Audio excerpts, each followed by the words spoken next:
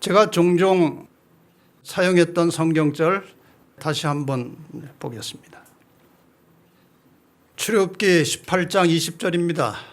그들에게 율례와 법도를 가르쳐서 마땅히 갈 길과 할 일을 그들에게 보이고, 이 말씀은 모세의 장인 이드로가 광야에서 모세를 만나서 하나의 제안을 했습니다.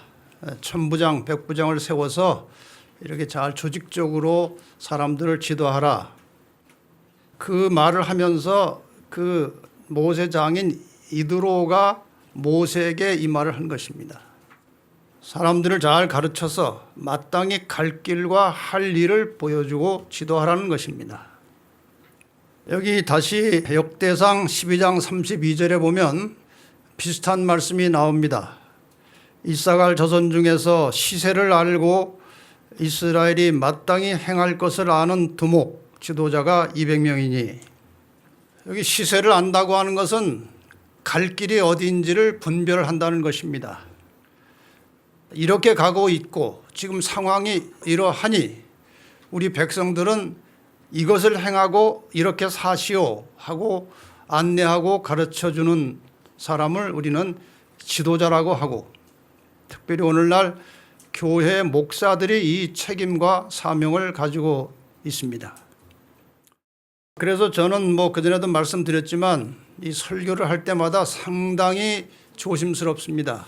내가 지금 설교하라고 하는 것이 하나님의 뜻, 성경과 맞는 것인지, 아니면 내가 혹시라도 잘못하는 것은 아닌지, 그래서 늘 기도하고 가급적 성경 말씀을 있는 그대로 설명드리고 여러분들의 길을 이제 안내하고 있습니다. 코로나가 지금 2년 반 이상 이 세상을 지배하고 있습니다. 참 긴 세월 고난 속에 우리는 살고 있어요. 근데 요즘 세상에 이 코로나와 함께 자주 떠도는 단어 중에 하나가 무엇인가 하면 Great Reset이라는 것입니다. Great Reset.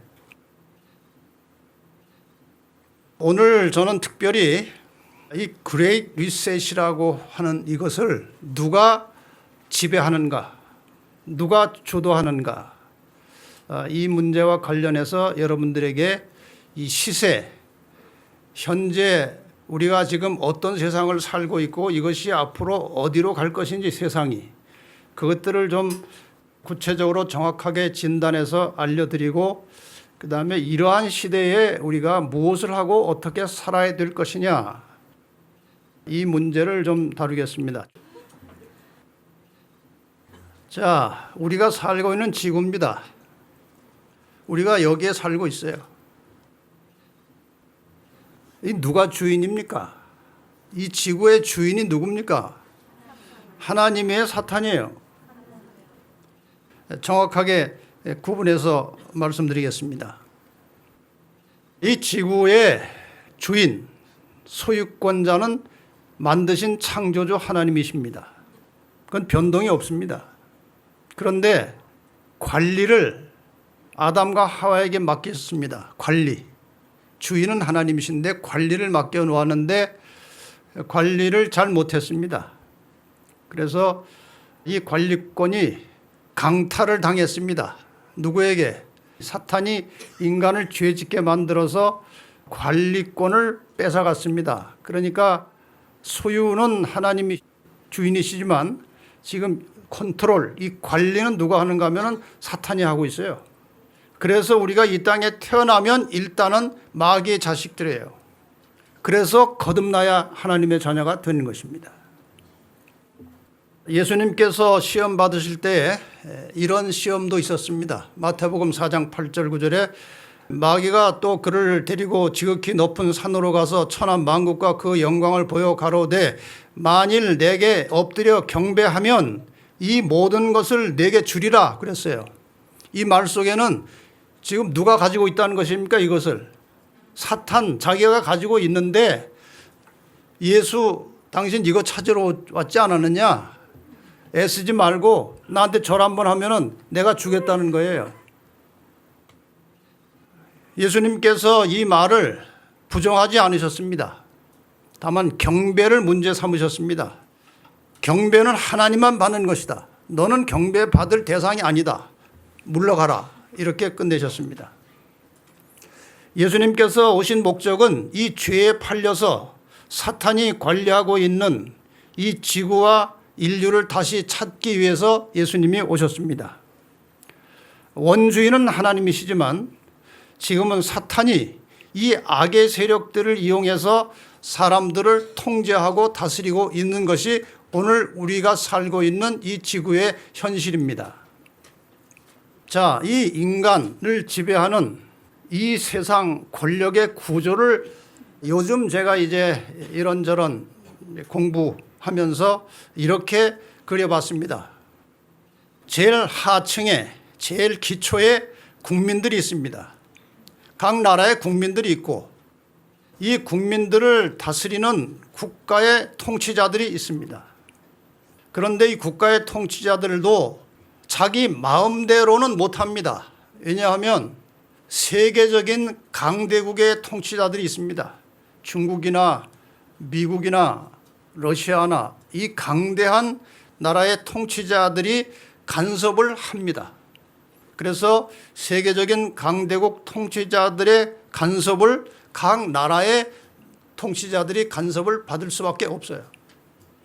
그 다음에 이 세계적인 강대국 통치자들을 비롯해서 온 세상의 통치자들 위에 정식 명칭은 아니지만 슈퍼 클래스라는 게 있어요. 이 슈퍼 클래스 안에는 슈퍼 리치, 아주 굉장한 부자들 세계적으로, 그 다음에 슈퍼 엘리트, 아주 대단히 영리한 머리 좋은 사람들, 그 다음에 슈퍼 파워, 권력이 어마어마한 사람들, 이런 사람들이 이제 이런저런 의논을 해가면서 세계를 좌지우지하고 있습니다. 이런 사람들을 딥스테이트, 그림자 정부 뭐 이렇게 표현합니다. 그러니까 이 강대국의 통치자들도 자기 마음대로 못합니다. 저는 미국 대통령들이 통치하는 기간 동안에 저도 마음대로 못합니다라는 소리를 몇 번 들었어요.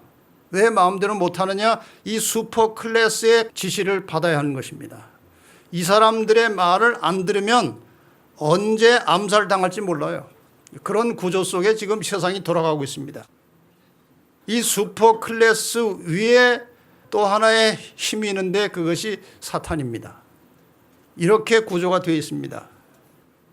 그 다음에 이 최상위층에 우주의 통치자이시고 인류의 구원자 되시는 하나님이 그 위에서 다 내려다보고 계십니다. 온 세상 모든 권력은 하나님의 통치하에 있는 것입니다. 그러니까 사람이 아무리 뭘 하려고 애를 써도 하나님이 허락하시는 것만큼 이상 못하는 겁니다. 그런데 제가 이제 공부를 하면서 무엇을 알게 됐는가 하면 이 하나님과 사탄 사이에 이 예언을 가진 남은 자손들이 사탄 위에서 그의 모든 전략을 다 알고 있다는 것입니다. 예언을 통해서 사탄의 전략을 다 알고 있는 거예요. 맞습니까? 제가 이것을 예언을 통해서 알고 있기 때문에 확신을 가지고 자신 있게 오늘 이 말씀을 드리는 것입니다.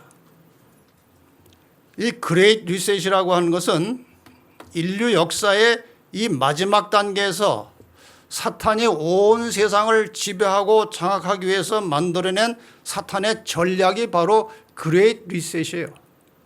이것이 비록 인간이 만들었지만 그 뒤에서 이것을 배후 조종하는 실체는 사탄입니다. 이전에 종종 설명을 드린 적이 있는데 오늘 이 내용을 좀 더 구체적으로 설명을 드리겠습니다. 이 그레이트 리셋이라는 게 무엇인지 일단 용어를 설명을 먼저 드리겠습니다. 이 영어로 그레이트 리셋이라고 하는 말의 뜻은 단순합니다. 이 그레이트라는 것은 크다, 거대하다, 위대하다 그런 뜻이고 리셋이라는 것은 재설정, 다시 놓기 그런 겁니다. 여러분이 만약에 집안에서 가구를 이리저리 옮겨서 침대를 방향을 이쪽으로 하고 장롱을 저쪽에 갖다 놓고 하는 것을 리셋이라고 하는 거예요. 다시 배치하는 것입니다. 다시. 그러나 지금 이 사용되고 통용되고 있는 이 세계적으로 지금 지향하고 있는 그레이트 리셋이라고 하는 것은 좀 더 구체적으로 해석하면은 거대한 격변을 말하는 것입니다. 앞으로 이 세상에 거대한 격변이 있을 것을 예고하는 것입니다. 설명하자면 전 세계가 신종 코로나 바이러스 감염증 대응하는 과정에서 경험한 변화를 바탕으로 해서 경제, 사회 모든 기반을 새롭게 바꾸자는 아이디어가 바로 이 그레이트 리셋이에요. 그런데 이 그레이트 리셋을 이해하기 위해서는 반드시 알아야 할 인물이 사람이 하나 있습니다. 슈밥이라고 하는 사람이에요. 슈밥. 이 사람은 독일 태생인데 스위스에서 활동하는 경제학자입니다. 이 사람이 1971년에 유럽 경영 포럼을 창설했습니다. 유로피언 매니지먼트 포럼 이렇게 이름을 지어서 창설을 했습니다. 주로 유럽에 국한된 활동이고 유럽의 최고위급 지도자들이 모여서 경제에 대해서 논의하는 그런 단체로 시작된 겁니다. 그러다 한 10년 지나면서 이 회의 장소를 고정했는데 매년 1월에서 2월 사이 스위스 다보스라는 곳에서 정기적으로 이 회의를 했습니다. 그래서 이것을 다보스 포럼 이렇게도 말합니다.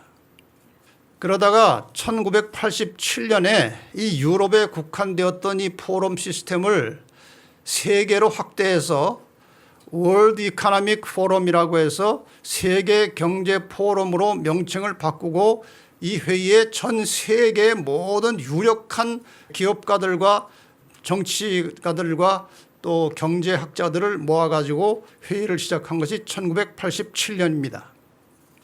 이 세계 경제 포럼의 사명은 세계의 상태를 모든 분야에 있어서 경제뿐이 아니고 모든 인간의 삶의 분야에 있어서 세계의 상태를 개선하기 위해서 노력하는 것이라고 되어 있습니다. 여기에는 각국의 정상, 장관, 국제기구 수장들, 재계 및 금융계 최고 경영자들이 모여서 각종 정보를 교환하고 세계 경제 발전 방안 등에 대해서 논의하는 그런 회의입니다. 쉽게 말하면 이 분열된 각기 다른 위치에서 다른 방식으로 살아가는 이 세상의 모든 것들을 하나의 공동의 미래를 창조하기 위해서 전 세계 지도자들이 모여가지고 이제 일을 계획하고 꾸며 나간다는 그런 특징이 있어요. 그래서 여기 그림에 보시는 대로 그레이트 리셋이라는 것은 세계 경제 포럼과 밀접한 관계를 가지고 있는 것입니다. 그 세계 경제 포럼의 최고 지도자가 이 슈밥이라는 사람이에요. 이 슈밥이라는 사람이 최근에 내놓은 책 중에 하나가 위대한 리셋, 그레이트 리셋입니다. 이 책이 우리말로 번역되어 있습니다. 저렇게. 이 내용에 15, 16쪽에 보면 제가 최근에 이 책을 구입해가지고 대충 훑어봤는데 초반부터 이런 이야기가 나와요. 현대 역사상 코로나19 팬데믹으로 촉발된 전 세계적 위기만큼 심각한 상황은 없었다. 우리는 향후 수년간 코로나19의 영향을 벗어나지 못할 것이며 많은 것들이 영원히 변할 것이다. 많은 이들이 언제 상황이 다시 정상화될지에 대하여 생각하고 있지만 간단히 대답하자면 그런 일은 절대 일어나지 않을 것이다. 이게 상당히 중요한 말이에요. 지금 많은 사람들이 이제 코로나가 끝난 줄 압니다. 좀 자유롭게 되고 뭐가 해결된 듯 하지만 이 모든 것을 뒤에서 다 알고 조종하고 있는 그 대표격인 이 사람이 하는 말이 그런 정상화는 일어나지 않는다는 거예요. 바로 2020년 초까지 우리가 알고 있던 세상은 코로나 일어나기 전까지 알고 있던 세상은 팬데믹의 맥락 속에서 용해되어 더 이상 존재하지 않는다는 것이다. 그러니까 언젠가 우리나라 대통령 선거할 때에 어떤 후보가 한 말이 계속 돌아다니고 있는 것이 우리는 이전에 경험해 보지 못한 세상에 살 것이다. 그 말 속에 많은 뜻이 있다는 사실을 우리는 이제 깨닫게 된 것입니다. 그래서 요즘에 또 나오는 말 중에 하나가 뉴 노멀이라는 말이 나와요. 뉴 노멀. 노멀이라는 것은 정상인 것을 말합니다. 정상. 상식적이고 정상적인 것을 노멀이라고 그래요. 그런데 이 정상과 상식이 새롭게 바뀌었다는 것입니다. 예를 들면 옛날에는 마스크 안 쓰는 게 정상이었습니다. 그런데 지금은 마스크를 여러분 지금 다 정상입니다. 정상. 마스크를 쓰는 게 정상처럼 보이는 이게 뉴 노멀이에요. 옛날에는 남자끼리 여자끼리 연애한다 결혼한다 그거는 절대로 할 수 없는 자연의 법칙을 거스르는 그건 위반하는 것인데 요즘에는 그것이 아주 상식적으로 자연스러워졌어요. 이것이 뉴 노멀이에요. 자, 이렇게 해서 이 코로나 이후로 온 세상이 완전히 옛날에 생각했던 비상식적인 세상으로 바뀌겠다는 것입니다. 그리고 그것이 상식이고 노멀이 되겠다는 거예요. 그런데 이것을 내막으로 깊이 들어가 보면 상당히 무서운 것들이에요. 이 세상을 새롭게 바꾸겠다는 그레이트 리셋은 아주 어떤 면에서는 무서운 것들입니다. 얼마 전 미국 에포크 타임즈의 로만이라는 기자가 2022년 다보스 포럼에서 논의된 내용을 요약해서 그레이트 리셋 추진을 위한 9가지 계획이라는 제목으로 지난 6월 8일에 방송한 내용을 간략하게 소개해 드리겠습니다. 방송된 순서대로 9번째 내용부터 소개합니다. 9번째는 정부 침투 전략. 그러니까 정부에 파고 들어가서 정부의 고위급 지도자들을 세뇌시키고 그다음에 협력을 구해서 자기들이 추진하는 것에 다 함께 동참하도록 만들어가는 정부 침투 전략이 포함되어 있어요. 그다음에 마인드 컨트롤이 포함되는데 이것은 앞으로 이 그레이트 리셋이 완성 단계에 들어가면은 이 조종하는 사람들이 사람의 생각까지 컨트롤하고 그 생각을 알아낼 수 있을 때까지 간다는 거예요.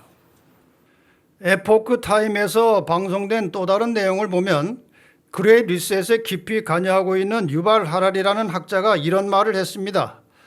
Free will is over. 개인의 자유의지는 끝났다. 그런 뜻입니다. 그리고 이런 말까지 했습니다. 오늘날 우리는 대규모로 인간을 해킹하는 기술을 가지고 있습니다. 사람의 생각까지도 조종할 수 있는 세상이 온다는 말입니다. 이 정도가 되면 창조주 하나님께서 진노하실 것이고 그 백성들을 데리러 주님이 속히 내려오실 것이라고 생각이 됩니다. 그리고 인간을 해킹하려면 사람의 몸속에 무엇인가를 넣어서 외부의 자극에 대하여 반응할 수 있는 장치가 있어야 합니다.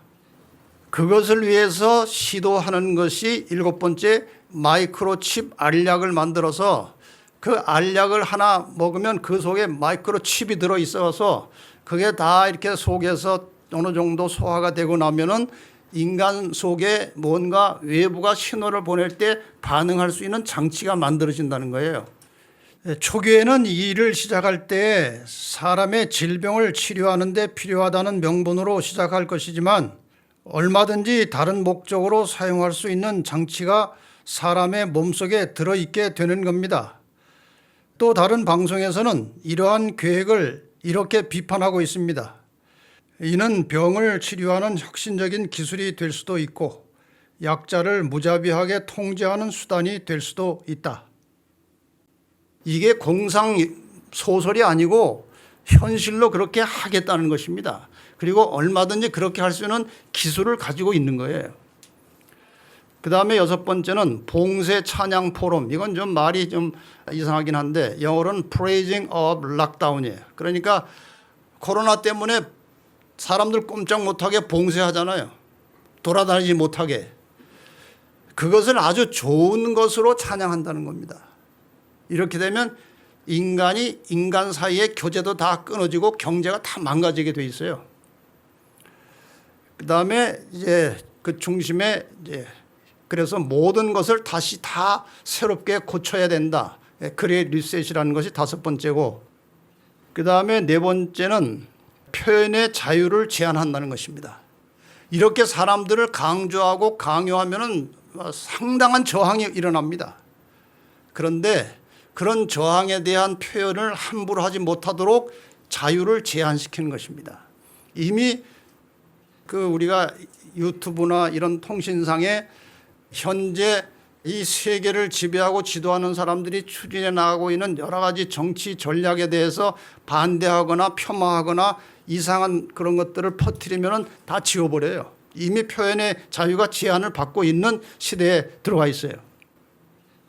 그 다음에 옷을 추적한다는 말이 뭔지 제가 들어봤더니, 앞으로는 의료업자들이요, 옷에다가 칩을 어딘가에 집어넣어 가지고 그 옷 입고 돌아다니는 모든 사람의 행로를 다 추적한다는 거예요.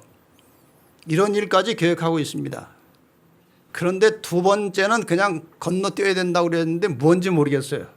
이걸 말하면 아마 검열에 걸려서 다칠 것 같으니까 이건 건너뛰었고, 그 다음에 일본어로 나온 것이 무소유 행복을 준다는 것입니다. 그러니까 개인들은 아무것도 소유하지 않을 때 행복감을 느끼도록 해주겠다는 거니까, 이건 무엇인가 하면은 모든 사람들이 다 거지가 되는 거예요. 빈털터리가 돼서 나라에서 공급하는 거 얻어먹고 살 때의 행복감을 느끼도록 해주겠다, 그거예요. 이것이 최근 다보스 포럼에서 설정한 그레이트 리셋을 추진하기 위한 기본적인 방향이고, 이미 2015년 70차 유엔 총회에서 결정한 2030 어젠다라는 게 있습니다. 그래서 앞으로 2030년까지 이 17가지 목표를 달성하겠다는 것이죠. 이 말만 가지고는 다 좋은 겁니다. 빈곤 종식, 기아 해결, 건강 복지, 양질의 교육, 성평등, 깨끗한 물과 위생, 깨끗한 에너지, 일자리와 경제 성장, 산업 혁신과 인프라, 불평등 해소, 도시 공동체 건설, 지속적인 소비 생산, 기후 변화 대응, 해양 생태계 보존, 육상 생태계 보존, 평화 정의 강력 제도, 글로벌 파트너십, 뭐 나쁜 말 하나도 없어요. 그런데 이 주제들이 얼핏 보면은 국민들에게 매우 유익하고 좋은 것처럼 보이지만, 이런 것들을 실제로 실행하기 위해서는, 다시 말해서 공동의 유익을 추구하기 위해서는 개인의 자유와 권리를 일부 혹은 전부 포기해야 되는 조건이 들어 있습니다. 이것이 계획대로 되면은 개인은 아무런 자유 없이 그냥 꼭두각시처럼 지도에 따라서 사는 것입니다. 몇 가지 구체적인 내용들을 이렇게 정리를 해봤습니다. 그레이트 리셋의 목표를 여러 책에서 여러 내용을 이제 종합해서 요약하면 이런 것입니다. 정치는 전 세계를 하나의 통치 제재로 만들어 다스리는 것입니다. 이것을 우리가 신세계 질서라고 하는 것입니다. 온 세상이 한 지도자의 통치 하에서 다 일사불란하게 움직이도록 하겠다는 것입니다. 두 번째는 요즘 뉴스에서 자주 언급되고 있는 기후 문제에 대한 것입니다. 지구온난화와 관련하여 기후 문제를 다룰 때마다 동시에 다루어지는 문제는 탄소 중립에 대한 것입니다. 탄소 세금까지 논의되고 있습니다. 오늘날 우리의 생활 현장에서 발생되는 탄소가 지구온난화에 영향을 미치기 때문에 탄소 배출을 최소한으로 줄여야 하는데, 탄소 배출은 어떤 공업적인 생산시설에만 배출되는 것이 아니고 농업, 축산업, 임업 등 온갖 분야에서 탄소가 배출되고 있고, 또 개인의 생활 구조에서도 탄소 배출이 일어난다고 합니다. 기후 전문가들의 의견은 그 정도까지 심각하지는 않다고 주장하고 있지만, 이것을 추진하는 세력들은 탄소의 심각성을 더욱 크게 홍보하고 있는 상황입니다. 그래서 앞으로 기후와 탄소 문제를 명분으로 각종 산업과 농업, 목축업은 물론이고 개인의 사생활까지도 간섭할 명분을 만들고 있는 중입니다. 그러니까 기후 문제와 관련하여 탄소 중립 정책으로 개인이 발생시키는 탄소까지 관여하게 될 것이라는 말입니다. 그 다음에 감시, 개인의 사생활은 물론이고 생각까지도 감시하는 시스템을 구축한다는 거예요. 보건, 개인의 질병 치료와 건강 유지를 명분으로 해서 인간의 몸을 이제 일일이 다 타치하고 간섭하는 것입니다. 자유, 언어 표현, 집회, 신체 자유 등을 억압해서 모든 개인의 삶이 국가에 절대 복종하도록 만드는 겁니다. 이게 통제 감시예요. 그 다음에 경제, 국민들은 점점 가난하게 돼가지고 그 생계를 국가에 의존하게 하는 것입니다. 이것이 바로 기본소득제예요. 국민들은 점점 가난하고 국가가 주는 돈 가지고 살아가도록, 지금 우리가 국가로부터 돈을 이리저리 받는 것은요, 당장 좋아 보이지만 이제 거기에 길들여져 가는 과정이에요. 부채, 국가나 개인을 철저하게 채무자로 만들어서 노예화 작업을 진행하는 것입니다. 그런 말이 있잖아요. 채무자는 채권자의 종이 된다는 거예요. 돈 많이 빌렸으면 그 사람 말 들어야 됩니다. 꼼짝 못 합니다.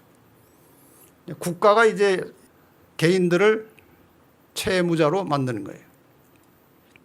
식량의 생산과 유통을 축소해서 생계를 위협하는 분위기를 만들고 있습니다. 그래서 국민들이 국가에서 시키는 대로 하지 않으면 먹고 살 길이 없는 환경을 만들어 가는 겁니다. 직업, 인공지능과 로봇의 발달로 수많은 사람들이 일자리를 이제 잃어버리게 됩니다.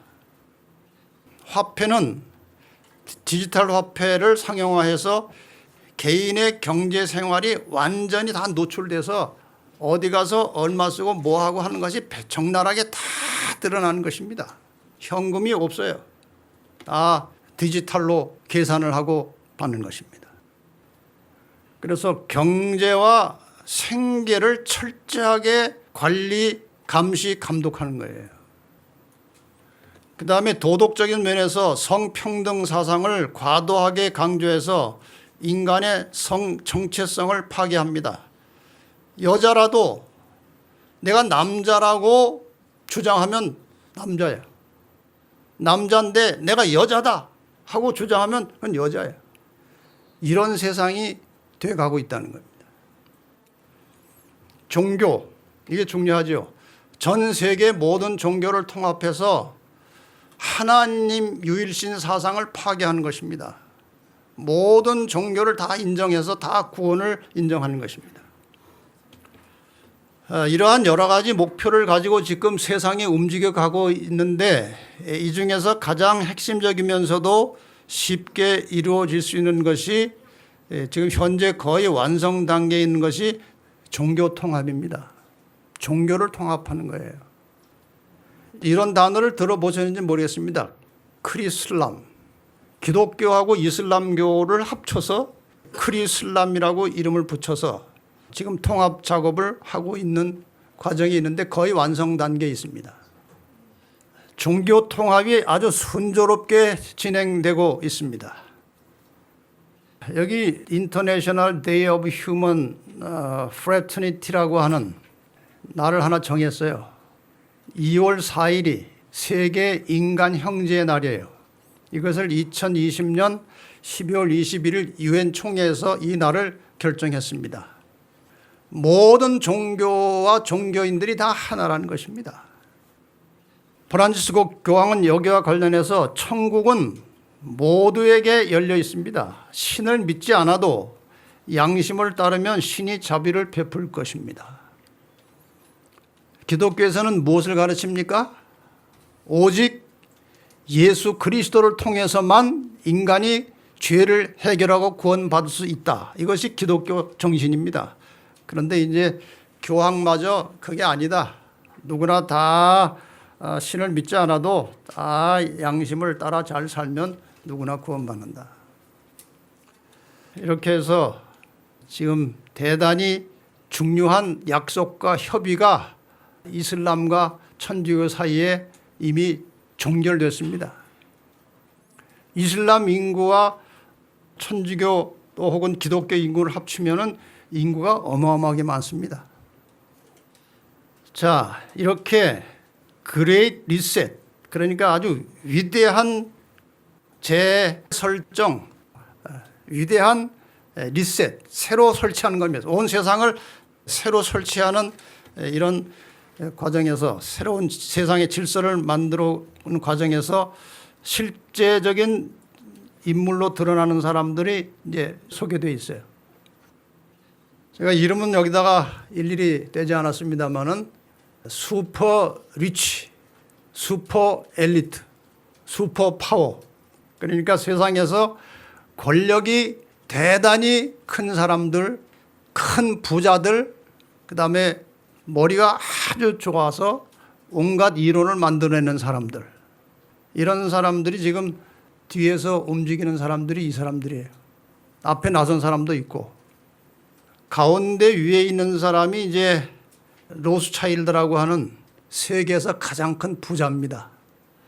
그 다음에 그 밑에 있는 머리가 훤하게 이마가 벗어져 있는 사람이 요즘 한참 유명해지고 있는 유발 하랄이라는 히브리 대학 역사 교수며 미래학자예요. 이러한 모든 움직임들에 대해서 배후에 조종하고 있는 실제 파워가 누군가 하면은 교황입니다. 여러분 이걸 아셔야 돼요. 많은 사람들이 다른 건 대개 하는데 이 사실을 잘 몰라요. 지금 이 세상을 그레이트 리셋을 추진해 나가는 핵심 두 인물은 이 수밥이라는 사람과 이 유발 하랄이라는 사람이에요. 이 두 사람이 지금 모든 이론을 만들고 실제적으로 앞서서 행사를 하고 있습니다. 자, 이 그레이트 리셋의 본질적인 목표가 무엇인지를 우리가 알아야 됩니다. 이 그레이트 리셋의 본질적인 목표는 미국의 한 전 하원 의원이 아주 노골적으로 다 파헤쳐서 폭로했습니다. 2021년 1월 4일에 론 폴이라고 하는 이 미국의 하원 의원이 자기의 칼럼에서 이렇게 발표했습니다. 위대한 재설정, 그레이트 리셋은 실시간 추적을 통해 감시 상태를 극적으로 확장할 것이다. 그러니까 개인들을 감시하는 것이 굉장히 중요한 목표라는 거죠. 이 위대한 리셋은 정부 권력을 확대하고 전 세계적으로 자유를 억압하는 것에 관한 것입니다. 각 개인의 자유를 서서히 없애버린다는 거예요. 위대한 리셋, 의제를 옹호하는 사람들은 이러한 디지털 감시 장치를 사회의 모든 측면을 모니터링하기 위한 도구로 사용하기를 원합니다. 그러니까 이 디지털 감시 장치를 가지고 세상의 모든 사람을 개별적으로 다 감시한다는 거예요.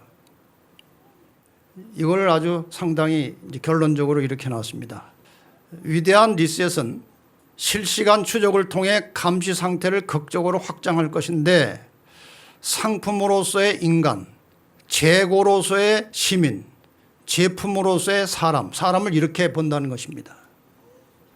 자, 이러한 작업들을 구체적으로 계획하고 진행하기 위해서 세계 경제, 정치, 종교, 사회 지도자들이 모여서 의논하는 회의가 있는데 그것이 바로 아까 소개드렸던 세계 경제 포럼이에요. 그것을 다보스 포럼이라고도 합니다. 그러니까 이것이 방향이 정해지고 실천하려면 전 세계가 동시에 실행을 해야 되기 때문에 이 회의에는 세계 영향력 있는 대부분의 지도자들이 다 모입니다. 우리나라에서도 영향력 있는 대표자가 이 회의에 참석을 합니다. 이것이 바로 다보스라는 곳입니다. 스위스의 다보스라는 곳인데 이 장소가 바로 그 회의가 열리는 장소입니다. 지난 5월 23일부터 26일까지 정기총회가 있었습니다.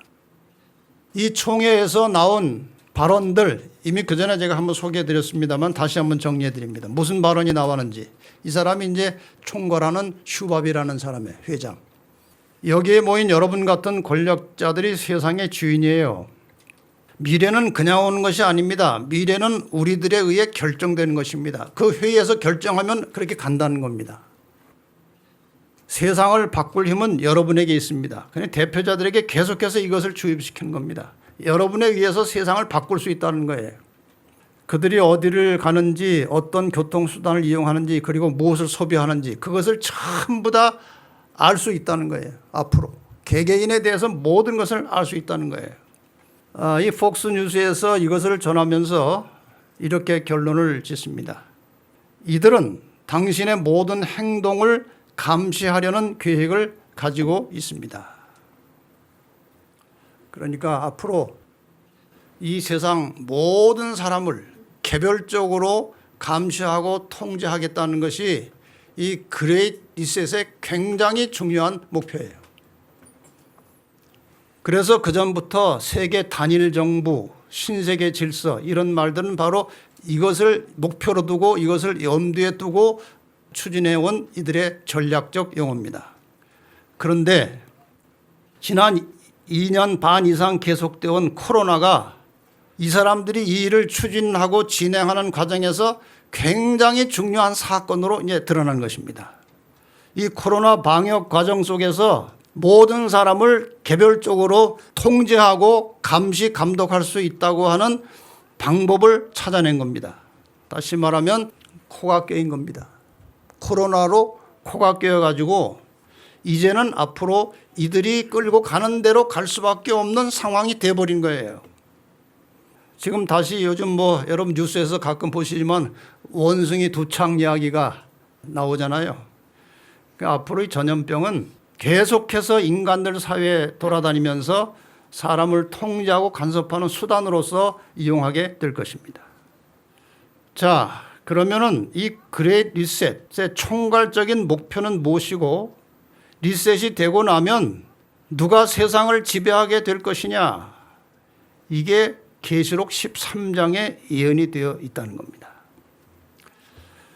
이 그레이트 리셋 마지막 통치자는 누구인가? 여기에 대해서 잠시 설명을 드리겠습니다.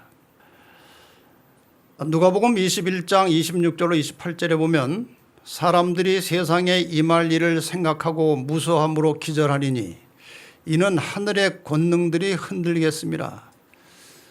지금 이 코로나 이후로 전개될 세상의 변화를 자세히 알고 나면 기절할 정도입니다. 여러분이 아직 상세히 몰라서 그래요. 기절할 정도로 정말 이상스러운 일들이 벌어질 것이 예상되고 있습니다. 그때 사람들이 인자가 구름을 타고 능력과 큰 영광으로 오는 것을 보리라. 그러니까 지금 이런 일들이 일어나고 있다는 사실은 주님께서 나타날 시간이 매우 가까이 왔다는 굉장히 중요한 단서입니다. 이런 일이 되기를 시작하거든 일어나 머리를 들라 너희 구속이 가까웠느니라. 지금 우리가 이러한 현상과 이러한 징조들을 보면서 절대로 두려워하지 마시기 바랍니다. 바로 이러한 것들이 예수님께서 우리를 데리러 오실 날이 매우 가까이 왔다는 아주 매우 분명한 징조들이에요. 그러니까 두려워하지 마시고 주님을 맞이하기 위하여 준비하는 생활로 우리의 삶을 전환하시기를 바랍니다. 인간이 당면하는 모든 문제가 성경에 있고 특히 예언서에 다 있어요. 베드로서 1장 19절에 보면 또 우리에게 더 확실한 예언이 있어 어두운 데 비치는 등불과 같다. 지금 세상을 보면 다 이 불확실해요. 정말 이 코로나 이후로 또 이 코로나가 언제까지 갈 것이고 무슨 일들이 벌어질 것인지 아무도 예측을 할 수 없어요. 그러나 위에서 일을 꾸미는 사람들은 앞으로 이것을 가지고 세상을 어떻게 조정할 것인지를 다 계산하고 지금 실험 중에 있는 것이죠. 예언이 있어 이것이 등불과 같다. 자, 그러면은 이 코로나 이후의 세상에 대해서 예언은 무엇이라고 말하고 있는지 잠깐 보겠습니다. 요한계시록 13장에 보면 앞으로 우리가 당면할 세상의 상황이 또 지금 진행되고 있는 세상의 상황이 정확하게 묘사되어 있습니다. 계시록 13장을 보면 두 마리 짐승이 올라옵니다. 하나는 물에서 올라오고 하나는 땅에서 올라옵니다. 물에서 올라온 짐승은 여러 마리의 짐승이 합쳐진 복합 짐승이에요.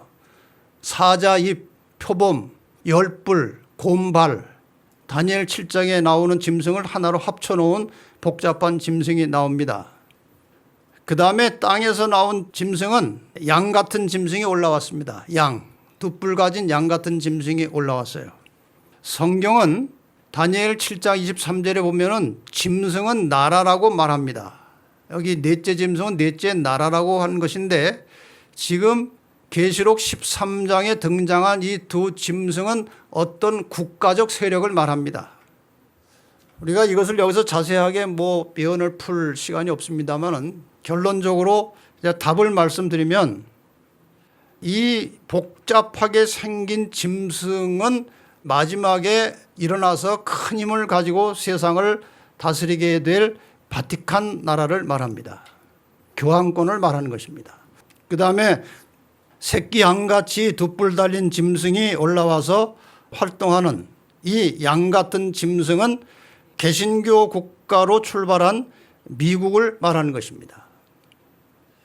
이 두 짐승이 나와서 무슨 일을 할 것인지에 대하여 계시록 13장은 꽤 상세하게 설명을 하고 있습니다.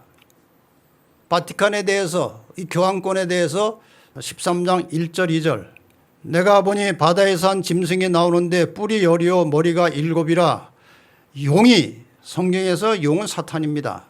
자기의 능력과 보좌와 큰 권세를 그에게 주었더라.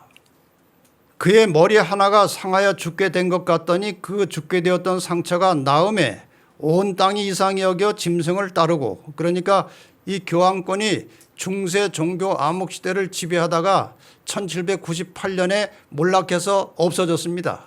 그런데 여기 보면은 그 상처가 낫겠다고 돼 있고 나으니까 온 세상이 이상히 여겨 짐승을 따른다 그랬어요. 지금 완전히 다 나았습니다. 온 세상이 교황을 추앙하고 있습니다. 용이 짐승에게 권세를 주므로 용에게 경배하며 짐승에게 경배하여 가로되 누가 이 짐승과 같으뇨 누가 능히 이로 더불어 싸우려 하더라.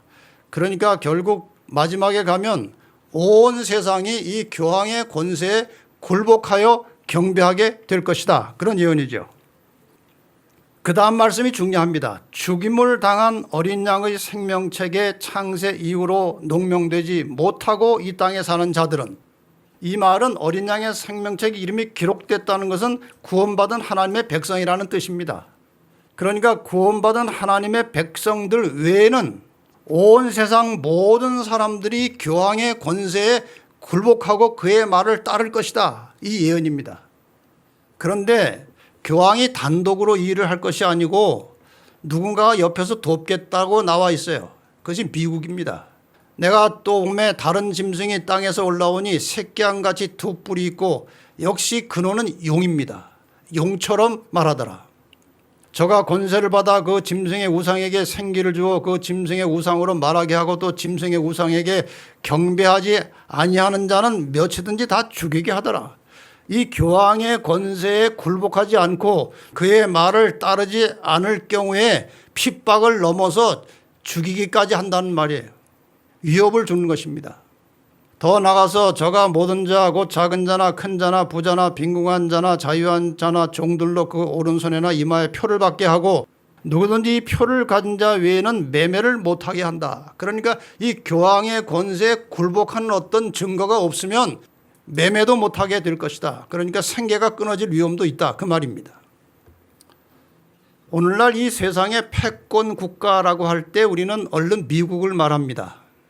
근데 중국이 패권을 잡으려고 자꾸 지금 올라오고 있지만 그거는 예언적으로 불가능한 것입니다.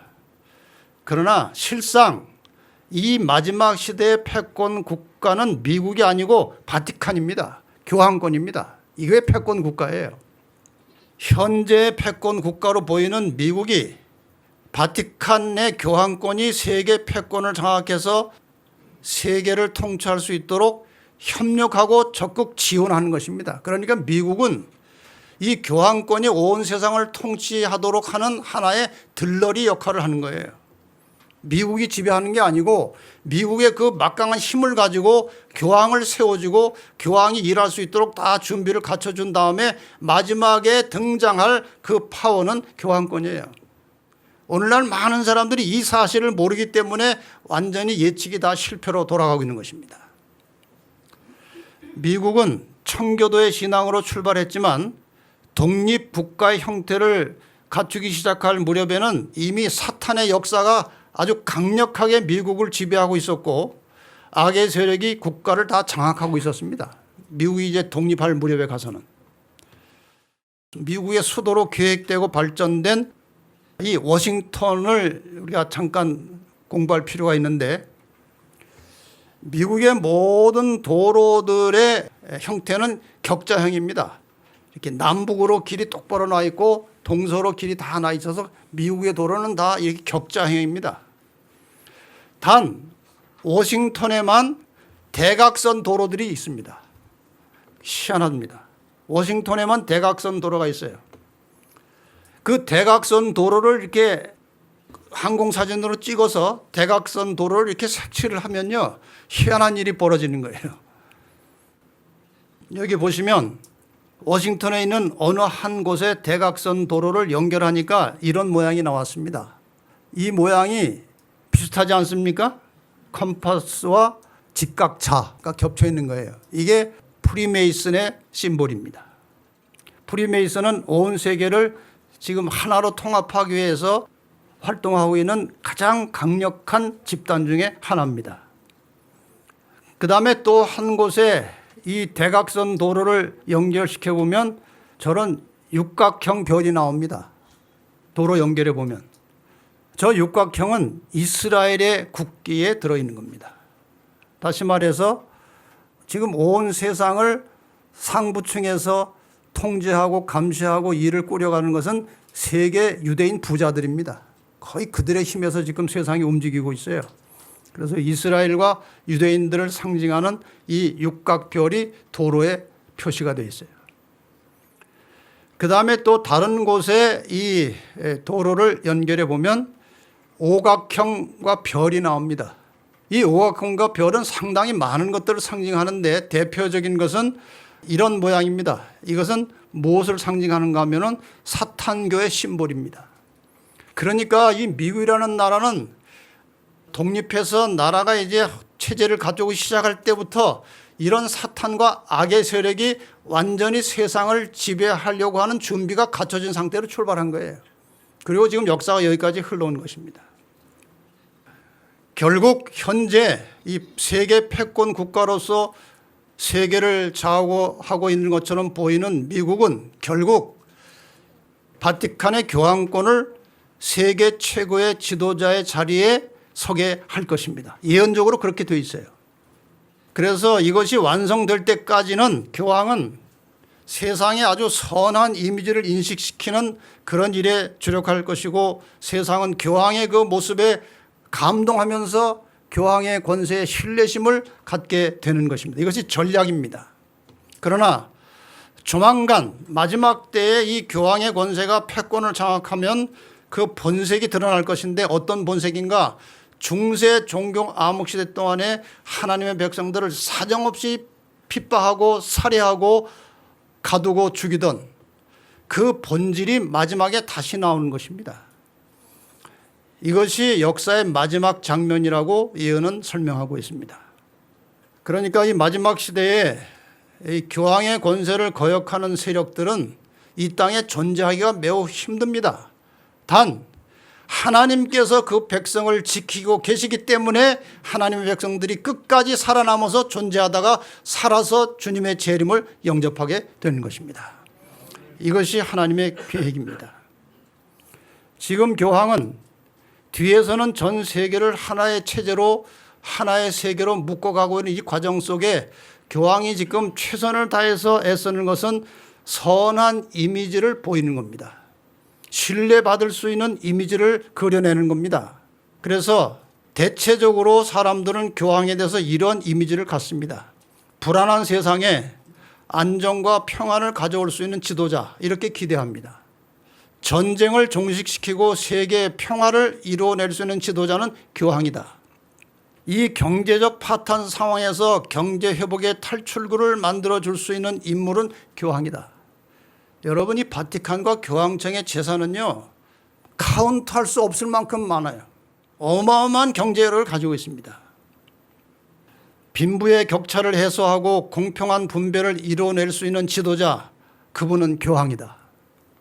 불공평한 세상에 대해서 불만인 청소년들에게 이 교황은 공평한 지도자로서 서서히 이미지를 만들어가고 있는 겁니다. 더 나가서 이 파괴된 자연 환경을 회복해서 보존할 수 있는 지도자다.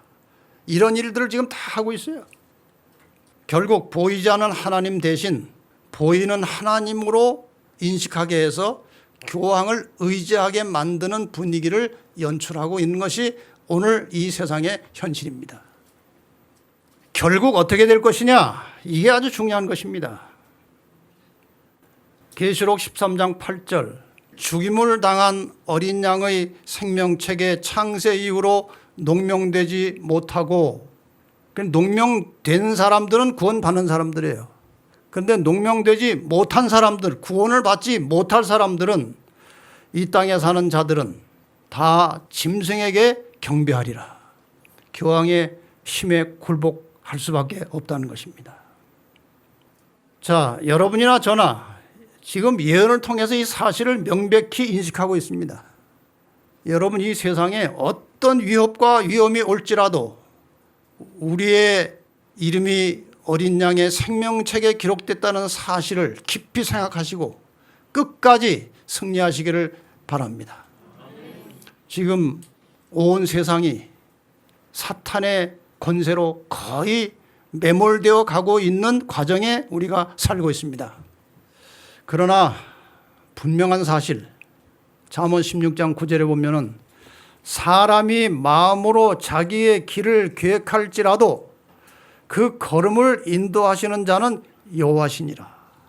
사람이 이런 계획들을 이 세상에 미국과 교황권이 힘을 모아서 이런저런 계획을 다 세우고 있지만 그 계획은 하나님이 허락하시는 만큼만 가고 끝나는 겁니다. 하나님께서 모든 인간의 길을 인도하실 것입니다. 시편 2편 1절 4절 6절을 좀 연속 읽겠습니다. 어찌하여 열방이 분노하며 민족들이 허사를 경영하는고 하늘에 계신 자가 웃으시며 주께서 저희를 비웃으시리로다. 내가 나의 왕을 내 거룩한 산 시온에 세웠다 하시리로다. 여러분, 저 세 성경절 속에 모든 해답이 다 들어있습니다. 지금 인간들이 이러한 계획들을 하고 있지만 민족들이 허사를 경영하고 있다. 하늘에 계신 자가 웃으신다고 그랬어요. 인간들이 지금 하고 있는 이 모든 세계 무슨 경제 포럼, 세상을 어떻게 지배할 것이냐, 어떻게 칩을 놓고 어떻게 할 것이냐 보고 하나님이 웃으신다고 그랬어요. 내가 나의 왕을 내 거룩한 시온에 세웠다 하시리로다. 예수 그리스도이십니다. 예수 그리스도께서 결국은 왕으로 나타나실 것입니다. 여러분, 이 믿음을 가지고 어떤 힘든 일이 있을지라도 절대로 굴복하지 마시고 끝까지 우리의 목숨을 바쳐서 하나님께 충성을 다하시기를 바랍니다. 자, 이 마지막으로 이제 이 시대에 하나님께서 그분의 참 백성을 가려내시고 구원의 복음을 온 세상에 드러내기 위해서 그들의 계획이 어느 정도는 성취되고 하나님의 백성들이 잠시 핍박은 받을 수 있을 것이 예상됩니다. 왜냐하면 핍박이 있어야 참과 거짓이 드러납니다. 하나님께서 자의로 멀쩡하게 이렇게 있는 교인들 중에 누구는 구원하시고 누구는 멸망하면 말이에요, 원망을 합니다. 나도 얼마나 열심히 다니고 열심히 일했는데 왜 내가 죽어요? 그래서 하나님께서는 이 시대에 일어나는 여러 가지 재난과 핍박을 통해서 쭉정이들은 저절로 물러가게 허락하십니다. 그래야 자기가 자기 운명을 책임지는 것입니다. 그래서 마지막에 하나님의 백성들에게 당하는 핍박은 불가피한 것입니다. 이 핍박을 통해서 하나님께서 알곡과 가라지를 갈라내십니다. 그러나 하나님께서 마침내 이 세상의 악한 세력이 다 리셋해 놓은 모든 것들은 하나님의 손에 의해서 완전히 폐지될 것이고 하나님께서 세상을 재설정이 아니고 재창조하실 것입니다. 끝으로 이 부분을 잠깐 하고 마치겠습니다. 그레이트 리셋인가 그레이트 리크리에이션인가, 이제 설명을 좀 드리겠습니다. 그레이트 리셋이라는 것은 이 세상을 완전히 이제 새롭게 뒤집어서 구조를 바꾸겠다는 것이고, 리크리에이션이라는 것은 하나님께서 재창조하시겠다는 것입니다. 무엇인가? 고린도서 5장 17절에 보면 그런즉 누구든지 그리스도 안에 있으면 새로운 피조물이라 이전 것은 지나갔으니 보라 새 것이 되었도다. 이것은 고치는 게 아니고 새롭게 태어난 것입니다. 그리스도 안에서 우리는 새로운 피조물로 태어난 것입니다. 예수 그리스도를 통해서 우리는 새로운 피조물로 재창조되는 것입니다. 리셋되는 것이 아니고 리크리에이션, 재창조되는 것입니다. 그 다음에 베드로전서 1장 2절 곧 하나님 아버지의 미리 아심을 따라 성령의 거룩하게 하심으로 순종함과 예수 그리스도의 핏부림을 얻기 위하여. 다시 말해서 이렇게 다시 태어난 그리스도인이 성령의 역사를 통해서 하나님 말씀에 순종함으로 새 사람으로 자라나는 것입니다. 이 그리스도인의 성장은 하나님의 능력 없이는 불가능한 것입니다. 이것이 우리가 절대적으로 그리스도인의 모든 성장 과정에서 믿음이 필요하다는 거예요.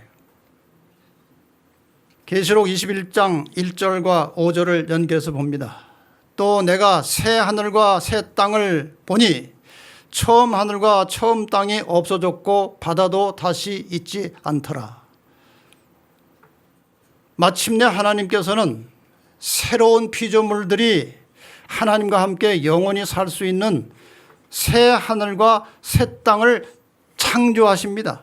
고치는 것이 아니고 재창조하심으로 인간 역사가 새롭게 출발하는 것입니다.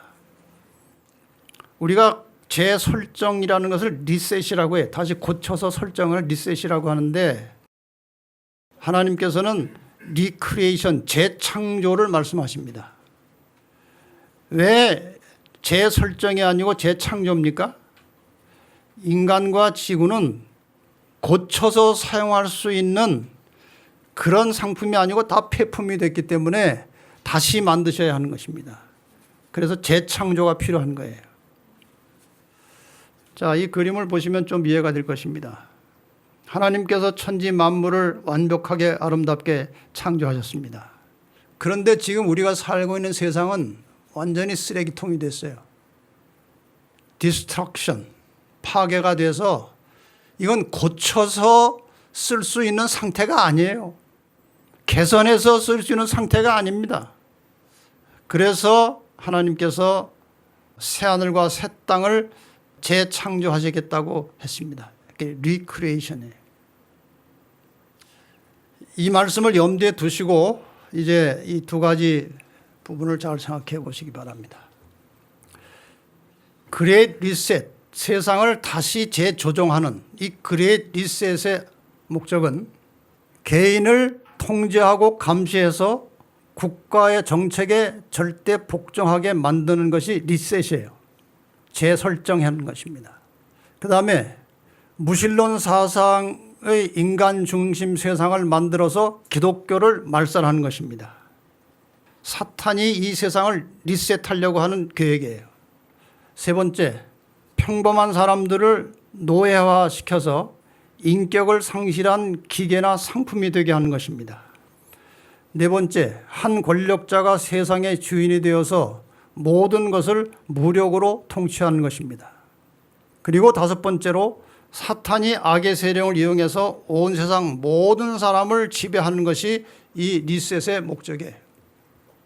그 다음에 리크리에이션, 재창조입니다. 하나님께서 이 세상을 재창조하시는 목적은 무엇이냐? 첫째, 구원받은 성도들이 사랑과 공의의 하나님과 함께 영원히 사는 세상을 만드신 것입니다. 두 번째, 모든 백성들은 자유의지를 가지고 하나님을 찬양하고 경배하게 될 것입니다. 그리고 모든 구원받은 성도들은 눈물과 고통과 근심과 죽음이 없는 새로운 세상에서 행복한 삶을 살게 될 것입니다. 그리고 네 번째, 사탄과 모든 악의 세력은 완전히 멸망당하고 이 우주가 정결하게 될 것입니다. 이 온 우주의 거민들과 만물이 창조주 하나님께 온전한 경배와 찬양을 드리게 되는 것입니다. 이것이 리셋과 리크리에이션의 다른 점이에요. 리셋은 사탄이 지배하라고 하는 것이고 리크리에이션은 하나님께서 세상을 지배하시기 위한 것인데 결말은 하나님의 목적대로 이루어지고 끝날 것입니다. 결론을 말씀드리겠습니다. 재창조된 세계에는 하나님이 다시 만든 세계에는 어떤 사람들이 사는가? 시편 15편 1절로 3절 5절에 보면 여호와여 주의 장막에 유할 자 누구오며 주의 성산에 거할 자 누구오니까 정직하게 행하며 공의를 일삼으며 그 마음에 진실을 말하며 그 혀로 참소치 아니하고 그 벗색에 행악지 아니하며 그 이웃을 회방치 아니하며 이런 일을 행하는 자는 영영이 요동치 아니하리이다. 이 회복된 새하늘과 새 땅에 들어가는 사람들은 이러한 성격을 가진 사람들이라고 말씀하십니다. 특별히 팔복에 나오는 특성을 가진 사람들이 하늘의 복을 얻게 된다는 것입니다. 마음이 가난한 사람들, 친절과 자비를 베푸는 사람들, 온유한 사람들, 올바르게 살려고 애쓰는 사람들, 마음이 깨끗한 사람들, 죄를 슬퍼하고 회개하는 사람들, 화평하게 하는 사람들, 의를 위하여 핍박을 받는 사람들, 이런 사람들이 재창조된 하늘에서 하나님과 함께 영원히 살게 될 것입니다. 마태복음 5장 11절 12절에 이렇게 말씀이 나옵니다. 나를 인하여 너희를 욕하고 핍박하고 거짓으로 너희를 거스려 모든 악한 말을 할 때는 너희에게 복이 있나니 기뻐하고 즐거워하라. 하늘에서 너희의 상이 큼이라. 너희 전에 있던 선지자들을 이같이 핍박하였느니라. 제가 왜 오늘 이 긴 말씀을 드렸는가 하면 앞으로 우리가 살아갈 세상은 이전과 같은 세상이 아닐 것이라는 겁니다. 사탄이 온 세상을 완전히 장악해서 자기 마음대로 세상을 좌지우지할 수 있도록 구조를 만들어 갈 것입니다. 이것이 지금 우리가 당면하고 있는 심각한 문제입니다. 지금 우리가 당하고 있는 이 질병의 문제, 전염병의 문제들은 지금 사탄이 인간을 완전히 장악하려고 지금 시도하고 있는 것입니다. 그러나 마침내 하나님께서 하나님의 백성들을 이 모든 얽매인 사슬에서 해방시켜 주실 것이고 하나님과 함께 살도록 우리를 데리러 오실 것입니다. 그날을 기대하고 기다리면서 하나님의 말씀에 충실한 그리스도인의 삶을 사시기를 간절히 바라면서 오늘 말씀을 마치겠습니다.